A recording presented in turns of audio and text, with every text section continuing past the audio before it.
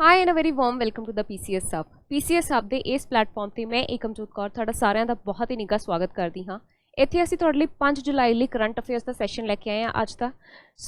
अज 7 news मैं cover करने वाली है। पहली न्यूज़ होगी बिजनेस स्टैंडर्ड ते टैक्नोलॉजी क्रिटिकल एलीमेंट्स चाइना के रिलेटेड कुछ न्यूज़ हैगी है, इनू डिस्कस करांगे। दूसरा हैगा है PIB ते आर्टिकल आया सोशल ट्रेल ब्लेजर प्रोग्राम ते, सो एक ही हुंदा इनू देखांगे। तीसरी हैगी है लाइव मिनट ते SEO ते एक आर्टिकल आया है तो ये बहुत न्यूज़ च बनया है काफ़ी दिन तो, थानू पता ही है कि डेवलपमेंट्स होणगियां, इनू डिटेल्स देखांगे। सो उस तो बाद द हिंदू ते नेटो ते एक आर्टिकल आया होया, इनू देखांगे। डाउन टू अर्थ ते फिर जवार ते एक आर्टिकल आया होया, उन्होंने डिस्कस करांगे। नैक्सट है टाइम्स ऑफ इंडिया ते नैशनल ह्यूमन राइट्स कमीशन ते एक आर्टिकल आया होया, उन्होंने डिटेल्स डिस्कस करांगे। उस तो बाद PIB ते एक आर्टिकल आया होया अल्लूरी सीतारामा राजू ते, राइट। सो इनू भी डिटेल्स डिस्कस करांगे आपां। Hope this is clear to you. So let's begin with the discussion.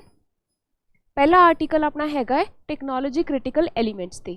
सो ये कुछ एलीमेंट्स हैं जिमें इन्हां दा नाम हैगा गैलियम एंड जर्मेनियम। आ नाम लिखे हुए हैं गैलियम एंड जर्मेनियम। सो इनू आप क्यों डिस्कस कर रहे हैं, क्योंकि चाइना ने इन्हां दे एक्सपोर्ट ते रोक लाती है। सो अगर चाइना अपनी इकोनॉमी तो ये एलीमेंट्स नू बाहर नहीं भेजना चाहता तो आप क्यों इन्ने कंसर्न हो रहे हैं ये बारे। I will show you with the help of a chart.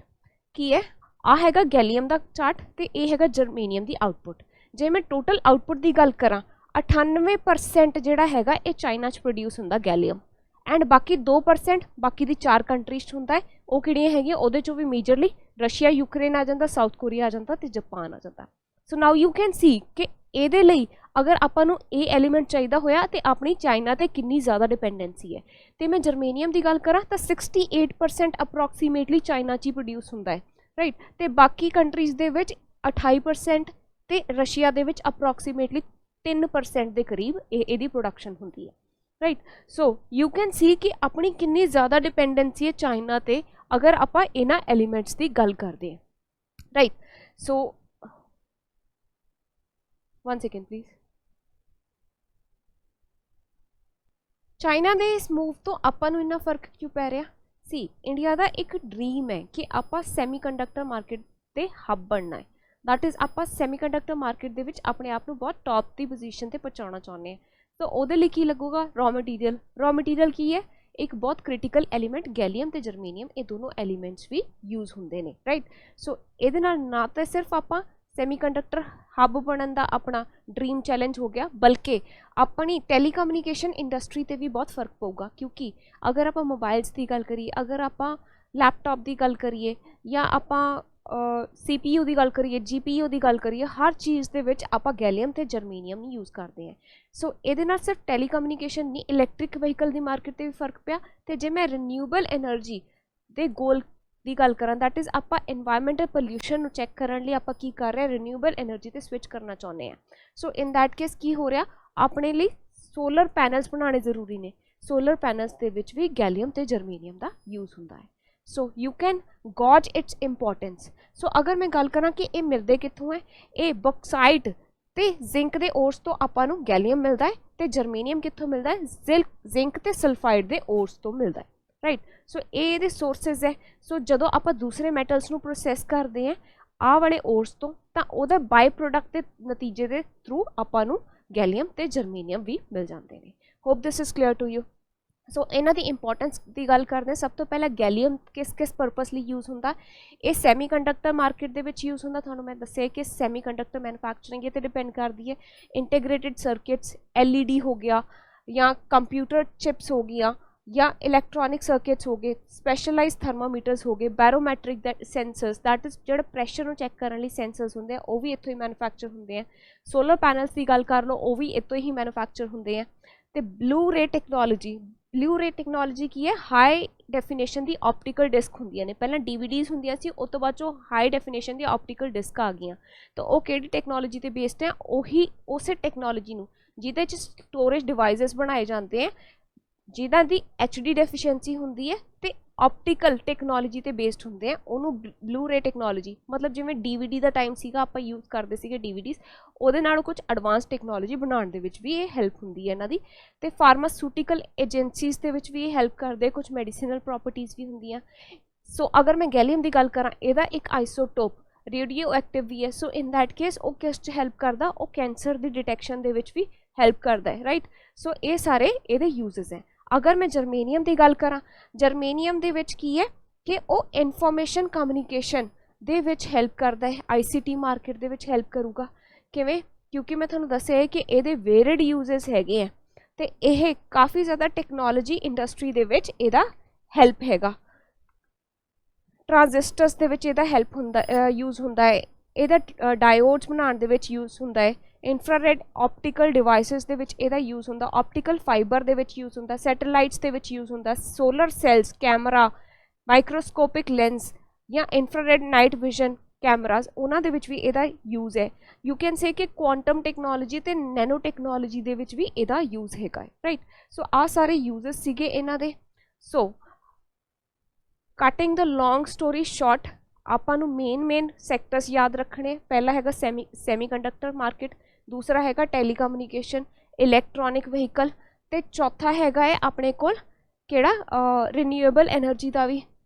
तो इस तो बाद पंजवीं अगर मैं गल करा तो हैल्थ सैक्टर के भी इहदा यूज़ हैगा, right. So it has varied long uses. So अगर मैं जर्मेनियम की गल करा, ये बारे एक होर की इंपॉर्टेंट पॉइंट है जिहड़ा तुहानूं याद रखना चाहिए है कि यह ऐश ते फ्लू डस्ट दे विच भी पाया जाता है। तो वह कित्थों, जिवें अपनी कोल इंडस्ट्री दे विचों ऐश ते फ्लू डस्ट जनरेट होंदी है, तो उहदे च भी सिग्निफिकेंट अमाउंट ऑफ जर्मेनियम होंदा है, तो आपां इत्थों एक्सट्रैक्ट कर सकते हैं। Hope this is clear to you. This was the entire lot of this topic. अगले ते चलते हैं हुण। अगला आर्टिकल अपना हैगा सोशल ट्रेल ब्लेजर प्रोग्राम ते। सो कंटैक्स कुछ खास इन्ना इंपॉर्टेंट नहीं हैगा। अपने मिनिस्टर जिहड़े education skill development and entrepreneurship के मिनिस्टर हैगे आ, उन्होंने किसी कनकलेव पार्टिसिपेट किया, किसी social conclave they which, and उत्थे उन्होंने सोशल ट्रेल ब्लेजर प्रोग्राम नूं अनाउंस किया है। सो इस प्रोग्राम की मैं गल करा तो यदा फोकस की है कि सोशल एंटरप्रेन्योरशिप के ईकोसिस्टम नूं डेवलप करना, राइट। सो सोशल एंटरप्रेन्योरशिप की हुंदा है कि यह जे एंटरप्रेन्योर्स, यह जे बिजनेसमैन जिहड़े सोशल कॉजेस लई काम कर रहे हैं, उन्हां नूं प्रमोट करना, उन्हां नूं डेवलप करना, राइट। सो इत्थे सोशल कॉजेस भी आ जाते हैं, तो प्लस ये इन्वायरमेंटल कॉजेस भी आ जाते हैं। दैट इज़ इन्वायरमेंट की बैटरमेंट लिए अगर कोई बिजनेस मॉडल वो डेवलप कर रहे हैं जिथे वो प्रॉफिट भी बना सकते हैं, प्लस नाल दी नाल उन्हां दा इन्वायरमेंट ते भी पॉजिटिव इंपैक्ट होगा। यह जे आइडियाज़ नूं प्रमोट करना, या यह जे आइडियाज़ जिहड़े सोशल चेंजेस लैके आ सकन, जिवें कुछ स्टार्टअप लैके आ गए, कोई पर्टिकुलर डिजिटल इंडस्ट्री दे विच कुछ स्टार्टअप लैके आ गए, कोई डिजिटल इंडस्ट्री दे विच यह जी टेक्नीक कड्डी, कोई यह जी ऐप डेवलप की जिहदे नाल एजुकेशन अफोर्डेबल हुई, प्लस उन्होंने प्रॉफिट भी बन रहा। सो यह जी चीज़ों या जो एजुकेशन के नाल या हैल्थ के नाल यह जी चीज़ों के नाल जिहड़े कंसर्न हैगे, सो यह जे इनिशिएटिव्स नूं प्रमोट किया जाऊगा, एंड इन्हां ही कहते हैं social entrepreneurs. And social entrepreneurs नूं प्रमोट करने लिए यह स्कीम लॉन्च की गई है। तो ये की होगा सोशल बिजनेस मॉडल्स से ध्यान दिता जाऊगा। दैट इज़ यह जे बिजनेस मॉडल्स जिहड़े बिजनेस के नाल ना सोसाइटी की बैटरमेंट लिए भी काम करन, राइट। सो ये की किया जाऊगा, एक सपोर्ट इनोवेटिव सिस्टम डेवलप किया जाऊगा जिथे स्टार्टअप्स नूं सपोर्ट किया जाऊगा। किवें सपोर्ट किया जाऊगा, उन्हां दी फाइनैंशियल कैपेसिटी बिल्डिंग करके, राइट। सो कुछ ये एलिजिबिलिटी क्राइटेरियाज ने आ स्कीम च अप्लाई करने लई, वो की है, पहली तो हैगी है इंटेंशन होनी चाहिए किसी ना किसी सोशल चैलेंज नूं एड्रैस करन दी, राइट। ताही कोई आइडिया आऊगा, जो इंटेंशन होगी ताही आइडिया आऊगा। उन्होंने को कोई यह जा वधिया आइडिया होना चाहिए जिहड़ा बिजनेस मॉडल के नाल नाल सोसाइटी दे विच चंगा इंपैक्ट लैके आ सके। दूसरा हैगा वह जी फर्म को पहलां दा ही वैल एस्टैबलिश्ड लीगल स्ट्रक्चर होना चाहिए, राइट। तीसरा क्राइटेरिया है सस्टेनेबल मॉडल ऑफ डेवलपमेंट, उन्होंने को यह कोई बिजनेस मॉडल होना चाहिए, तो प्लस ऑटोनॉमस इकनॉमिक मॉडल भी होना चाहिए। दैट इज़ इंडिपेंडेंट उन्होंने कोई अपना इकनॉमिक मॉडल भी होवे, जिहड़ा थानू पता है कि स्टार्टअप है, स्टार्टअप की गल कर रहे हैं तो नवा कुछ इनोवेटिव आइडिया ही होना चाहिए ना। So in that case social impact ते इनोवेशन आ दो हैगे की हार्ट फीचर इस प्रोग्राम के सोशल ट्रेल ब्लेजर प्रोग्राम की, राइट। सो उस तो बाद लास्ट पॉइंट ये बारे ये हैगा है कि जिहड़े फॉर प्रॉफिट स्टार्टअप हैगे, जिहड़े प्रॉफिट के नाल भी काम कर रहे हैं, जिन्हां कोल 3 महीने तो ज़्यादा दा ऑपरेशंस हैगे हैं ऑलरेडी, तो वह भी ये अंडर अप्लाई कर सकते हैं। Hope this is clear to you. This was all about this news. Next important topic अपना हैगा SCO ते कंटैक्स इत्थे की है, Iran joins the SCO as India host the summit. की होया सीगा 23rd समिट होया जिहड़ा इंडिया ने होस्ट किया है, ते चेयरमैनशिप भी इंडिया कोल ही सीगी। ਇਹਦੇ 'ਚ ਕੀ ਇੰਪੋर्टेंट डेवलपमेंट है, ईरान 9वां मैंबर बनया SCO का, राइट। सो इत्थे इन्ना इंपॉर्टेंट की है कि अपने को पहली बार जो दी अपने को फुल टाइम मैंबरशिप आई है, दैट इज़ 2017 च आप फुल टाइम मैंबर बने सी, पहली बार अपने को चेयरमैनशिप आई है। पाकिस्तान SCO का मैंबर कदों बनया सी, 2017 दे विच ही बनया सीगा। सो अपने लिए होर की इंपॉर्टेंट है जानना about SCO। So some important points कदों फॉर्म होया सी, 2001 दे विच SCO बनया सीगा। पहली मीटिंग कदों हुई सीगी, 2001 च ही हुई सीगी। कित्थे हुई सीगी, शंघई दे विच हुई सीगी, राइट। सो सम मोर फैक्ट्स कि है कि यह रीजनल इंटरगवर्नमेंटल ऑर्गेनाइजेशन है जिहदा फोकस हैगा इकनॉमिक परस्पैक्ट नू इंप्रूव करना, दैट इज़ जिहड़ी मैंबर कंट्रीज़ है उन्हां दी इकोनॉमी नू इंप्रूव करना। दूसरी चीज़ हैगी है सिक्योरिटी ते ध्यान देना, रीजन दे विच सिक्योरिटी मेनटेन करना। तीसरी गल है काउंटर टैररिज्म इन्हां दा एजेंडा हैगा, राइट। सो ये इंपॉर्टेंट क्यों अपने लिए जानना, क्योंकि ऐसे कंटैक्स्ट दे विच मोदी जी ने पाकिस्तान नू क्रिटिसाइज़ किया है इनडायरैक्टली, लाइक ही हैज़ पॉइंटेड कि कुछ देश ਇਹੋ ਜਿਹੇ ਹੈਗੇ हैं ਜਿਹੜੇ SCO ਦੇ ਮੈਂਬਰਸ ਹੈਗੇ हैं बट स्टिल ਉਹ ਕੀ ਹੈ ਟੈਰਰਿਜ਼ਮ ਨੂੰ ਓਪਨਲੀ ਸਪੋਰਟ ਕਰ ਰਹੇ हैं। ਤੇ ਇਹੋ ਜਿਹੇ ਕੰਟਰੀਜ਼ ਨੂੰ ਬਾਕੀ ਕੰਟਰੀਜ਼ ਦੇ ਵਿੱਚ ਹਿੰਮਤ ਹੋਣੀ ਚਾਹੀਦੀ ਹੈ ਕਿ ਇਹੋ ਜਿਹੇ ਕੰਟਰੀਜ਼ ਦੀ ਨਿੰਦਿਆ ਕਰ ਸਕਣ, right. So these are few things that you should remember। एक होर इंपॉर्टेंट स्टेटमेंट आई है मोदी जी वालों, उन्होंने मैंशन किया है SCO चार्टर बारे। सो SCO चार्टर अपने लिए इंपॉर्टेंट हो जाता है। सो ये की एजेंडा है respecting the sovereignty and regional integrity of the member state. ये बारे उन्होंने क्यों गल की है, वो गल कर रहे थे in the context of China Pakistan economic corridor, जो कि जिहड़ा चाइना का जिंगजियान उइगुर रीजन हैगा उतों काशगर के शहर तो शुरू होकर एक गवादर तक एक्सटेंड कर रहा, तो एक कितों पास करता है जिहड़ा पाकिस्तान ऑक्यूपाइड कश्मीर है। सो उन्होंने कहा है कि ये अपनी रीजनल टैरिटरी इंटैग्रिटी नू वायलेट कर रहा, तो ये अपने इंडिया के एरिया चों निकल रहा बट अपनी इंडिया की कंसेंट नहीं हैगी इत्थे। सो ऐसे टर्म्स दे विच उन्होंने की कीता है, उन्होंने एक बार वापस याद दिलाने की कोशिश की है। की चीज़ वापस याद दिलाने की कोशिश की है कि SCO का चार्टर की है, वो ये अगेंस्ट काम कर रहा। Hope this is clear to you. So some more important information, 9 members ने किहड़े हैगे है, China, India, Kazakhstan, Kyrgyzstan, Russia, Pakistan, Tajikistan and Uzbekistan, right. 8 member पहला सीगे, 9वां किहड़ा ऐड हो गया है, ईरान ऐड हो गया।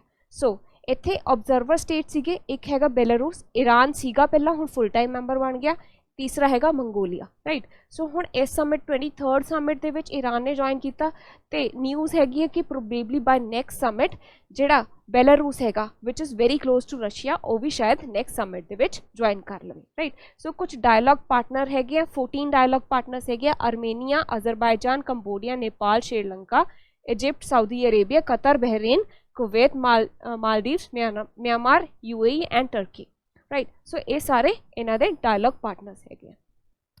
सो नैक्सट आर्टिकल, सो नेटो न्यूज़ च क्यों है सी आ जेंस स्टोल्टनबर्ग हैगे हैं जिहड़े ਇਹਦੇ ਹੈਡ है नेटो ਦੇ, इन्हां दा टेन्योर 1 साल ਲਈ ਹੋਰ एक्सटेंड करता है, ये न्यूज़ है।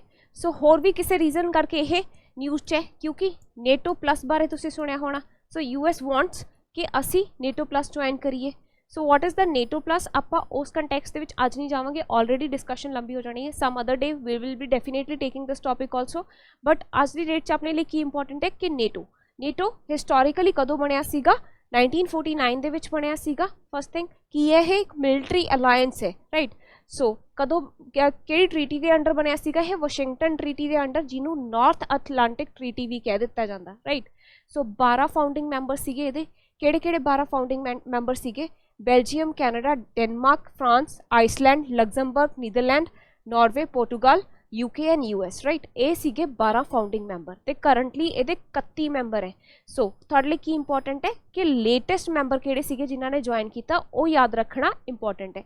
पहली चीज़ है नॉर्थ मैसेडोनियन 2020 दे विच इहनूं ज्वाइन किया सीगा, एंड फिनलैंड ने लेटेस्ट ज्वाइन किया 2023 दे विच, right. So these are some important points. So India NATO का मैंबर नहीं है क्योंकि आपां नॉन अलाइनमेंट के प्रिंसीपल ते काम करते हैं, राइट। सो हैडक्वार्टर कित्थे है, ब्रुसल्स, बेल्जियम दे विच है। Some important principles about it, first thing is political objective की है, डेमोक्रेटिक वैल्यूज़ नू प्रमोट करना, तो जिहड़ी डेमोक्रेसी लई जिहड़ा हैगा पीस एक सूदिंग इन्वायरमेंट प्रोवाइड करना ताकि डेमोक्रेसी नू फैसिलिटेशन मिल सके अगे, right. So next one we have is military objective की है इहदा पीसफुल रेजोल्यूशन ऑफ कन्फ्लिक्ट। तो जे पीसफुल रेजोल्यूशन नाल गल नहीं बनती हैगी तां फिर मिलिटरी टैक्टिक्स ते रिजॉर्ट करते हैं। तो ये एक इंपॉर्टेंट आर्टिकल है जिहड़ा तुहाडे लई याद रखना जरूरी है, वो की है आर्टिकल 7। वो की गल करदा है, कलैक्टिव सिक्योरिटी की गल करता है। सो ये अंडर की हुंदा, जिवें हुण 31 मैंबर है, 31 मैंबरस दे विचों किसी एक मैंबर ते किसी कंट्री एक्स ने अटैक करता, तो इन दैट केस जिहड़े बाकी दे 30 मैंबरस भी हैं वो भी कंट्री एक्स के अगेंस्ट खड़े हो जाएंगे।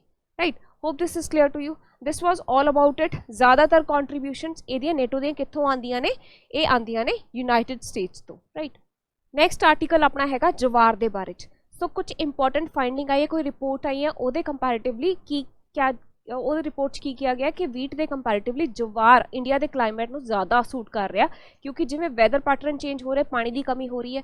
सो जवार की है पानी च ज़्यादा, पानी च घट पानी च भी वधिया तरीके दे नाल ग्रो कर सकता है, वेयर एज वीट नूं कंपैरेटिवली ज़्यादा पानी चाहिदा हुंदा है।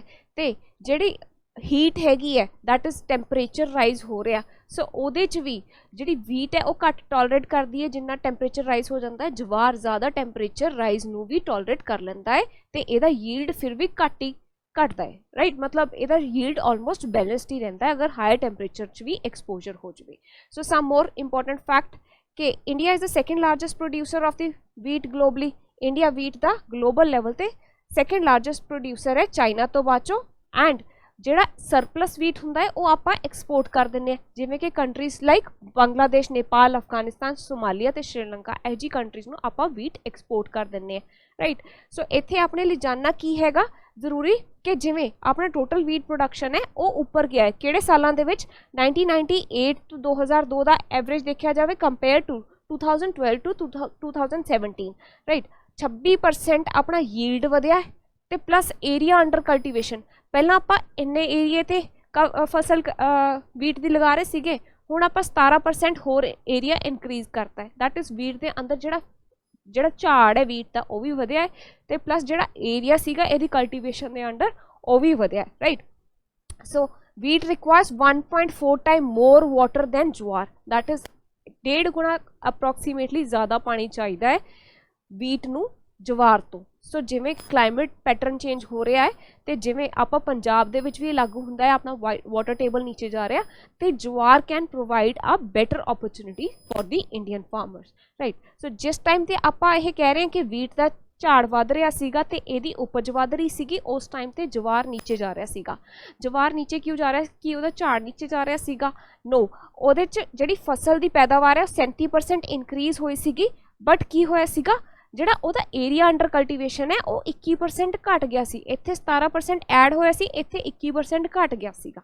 Right, so that's all for this topic, hope this is clear to you. Next article अपना हैगा नैशनल ह्यूमन राइट्स कमीशन ते। सो न्यूज़ च क्यों है?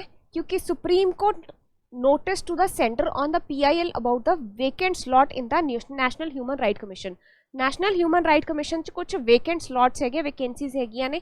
सो न्यूज़ का कंटैक्सट इन्ना इंपॉर्टेंट नहीं हैगा, बट अपने लिए इंपॉर्टेंट की हो जाता जानना कि national human rights commission. Right, so इन्हें एक बार टॉपिक नूं रिवाइज कर लेने हैं। सो कदों फॉर्म होया सीगा? 1993 दे विच फॉर्म होया सीगा।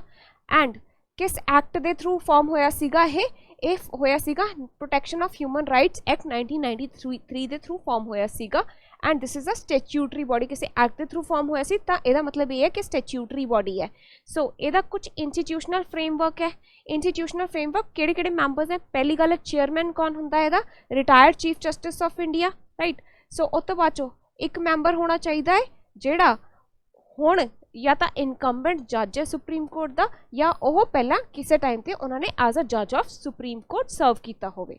दूसरा मैंबर जिहड़ा होना चाहिए एक एह जिहा होना चाहिए जिहड़ा one who has been a chief justice of the high court, या हुण वो chief justice of high court हैगे ने। राइट, दैन 2 होर मैंबर्स होने चाहिए ने जिन्हां कोल ह्यूमन राइट्स के उत्ते प्रैक्टिकल एक्सपीरियंस हैगा। राइट, सो कुछ एक्स ऑफिशियो मैंबर्स भी हुंदे ने। कुछ कमीशनस ते चेयरपर्सन इस कमीशन दे ऑटोमैटिकली एक्स ऑफिशियो चेयरपर्सन बन जाते हैं, जिमें नैशनल कमीशन फॉर माइनॉरिटीज़ हो गया, SCs दी नैशनल कमीशन होगी, शेड्यूल्ड ट्राइब्स दी नैशनल कमीशन होगी, या नैशनल कमीशन फॉर वुमेन। ये सारे मैंबर्स एक्स ऑफिशियल मैंबरस बन जाते हैं इसे पर्टिकुलर बॉडी ते, राइट। सो कुछ अपॉइंटमेंट कमेटी की आप इत्थे गल कर सकते हैं, कुछ सिलैक्शन कमेटी होंदी है, ये सिलैक्शन कमेटी ही मैंबरस का नाम रिकमेंड करती है। This selection committee is chaired by the prime minister. होर कौन कौन ये मैंबर होंगे हैं? स्पीकर ऑफ लोक सभा, union home minister and deputy chairman of राज्य सभा and leader of opposition of both the houses, right. So tenure की होंदा मैंबर का, या तो 3 साल का या जो तक वो 70 ईयर्स की एज नहीं अटेन कर लेंगे। पहला यह की सीगा कि 5 साल या 70 साल की एज जो भी वध हैगा ओह, राइट। कुछ इंपॉर्टेंट पॉइंट्स ये वो हैगी है कि लिमिटेशंस की है इहदियां।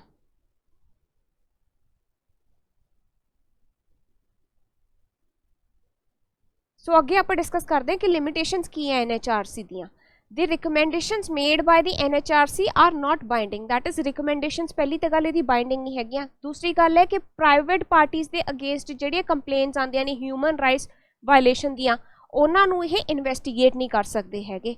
ते दूसरी गल है कि जे सरकारी बंदे दे अगेंस्ट कंप्लेंट हैगी है तो इन दैट केस ऑल्सो अगर वायलेशन दी या नैगलीजेंस की कंप्लेंट हैगी तां भी उन्होंने ये पीनलाइज नहीं कर सकते, दैट इज उन्होंने पनिशमेंट देने का इस बॉडी को कोई राइट नहीं हैगा, राइट। सो होर किहड़े कुछ केसिस नूं इन्वेस्टिगेट नहीं कर सकते, जिहड़े 1 साल तो पुराना केस है उन्होंने इन्वेस्टिगेट नहीं कर सकते। अनोनीमस केस है दैट इज़ किसी अनजान बंदे ने पाता, या स्यूडोनॉमस है कि किसी की आइडेंटिटी गलत लगती है, जिवें मैं जाके शाहरुख खान के नाम से केस पा दा, so in that case that would not be entertained by this body. And vague cases जिहड़े इन्हां नूं लगदे हैं कि हाँ वेग जे हैगे हैं, क्लीयर केसिस नहीं हैगे, उन्हां नूं भी एंटरटेन नहीं करते। Hope this is clear to you. Next article अपना हैगा अल्लूरी सीतारमन राजू बारे। सो जिहड़ी RRR मूवी हैगी है उन्हां च इन्हां दा ही रोल प्ले किया गया, so you do watch that movie, right. So की हैगा कंटैक्स इत्थे President of India graces the closing ceremony of 125th birth anniversary of Alluri Sitaraman Raju, right. So इन्हां दी 125वीं बर्थ एनिवर्सरी सीगी। सो एनी विच वे ये टॉपिक एग्जाम लई बहुत इंपॉर्टेंट हो जाता है। ये कौन सीगे? इंडियन रेवोल्यूशनरी सीगे। इन्हां नूं की एक नाम दिता गया सी, किहड़ा है? मान्यम वीरुदू, दैट इज हीरो ऑफ जंगल इन्हां नूं किया गया सीगा। सो एक कित्थे बर्थ कित्थे होया सी इन्हां दा? आंध्रा प्रदेश दे विच होया सीगा ते ये ब्रिटिश गवर्नमेंट दे अगेंस्ट ये काफ़ी एक्टिव सीगे। 1882 दे विच एक मेजर डेवलपमेंट हुई सी, मद्रास फॉरेस्ट एक्ट पास किया सी ब्रिटिश गवर्नमेंट ने, राइट। सो उहदे च की सीगा? आदिवासीज़ दी फ्री मूवमेंट नूं कर्ब किया सीगा ते जिहड़े आदिवासी सीगे इन्हां दा जिहड़ा सर्वाइवल सीगा वो जंगल तो जिहड़ा माइनर फॉरेस्ट प्रोड्यूस हुंदा है एज ए प्रोड्यूस ते डिपेंड करदा सी।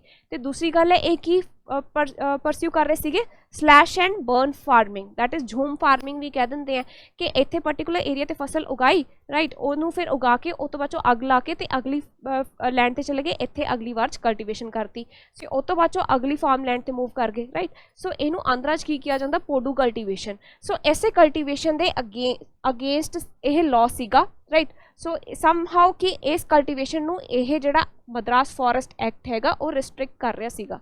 सो ये करके इन्हों ने इस एक्ट की ऑपोजिशन की। सो पहला तो इन्होंने नॉन कोऑपरेशन वाला मैथड अडॉप्ट किया, गांधी जी के असूलों ते चले। सो इन्होंने की किया? लोकल पंचायत कोर्ट्स का सहारा लिया कि सानू जस्टिस मिले। दैन इन्होंने बायकॉट किया जिहड़े कलोनीअल कोर्ट सीगे, अंग्रेज़ों के जिहड़े कोर्ट सीगे उन्होंने इन्होंने बायकॉट किया। फिर उस तो बाद जो उत्थों गल नहीं बनी तो इन्होंने रैंपा रेबिलियन लॉन्च करता, जिन्हों मान्यम रेबिलियन भी कहा जाता है, 1922 लॉन्च किया सीगा। ते इहदे च की होया सीगा कि 28,000 ट्राइब जिहड़े आ जगह ते सी रैंपा एडमिनिस्ट्रेटिव रीजन दे इन्हां ने रेबिलियन की सीगी, राइट। एक किहदे अगेंस्ट सीगी? आही मद्रास फॉरेस्ट एक्ट 1882 के अगेंस्ट ही सीगी। सो इहदे च की होया सीगा अल्टीमेटली 1922 यह रेबिलियन चालू की गई सी, आर्मड रेबिलियन सीगी। ते 1924 दे विच ब्रिटिश गवर्नमेंट ने इन्हां नूं कैप्चर करके एक दरख्त ते बनता, बन के इन्हां नूं शरेआम इन्हां दी मौत करती, राइट। सो इन्हां नूं मार दिता उत्थे ते he was shot by public execution, right. So that is इन्हां दी गोली मार के उत्थे दरख्त ते बन के हत्या कर दी गई सीगी। So this is why we remember him, right. So any next article? That's all for the discussion for today. Thank you so much.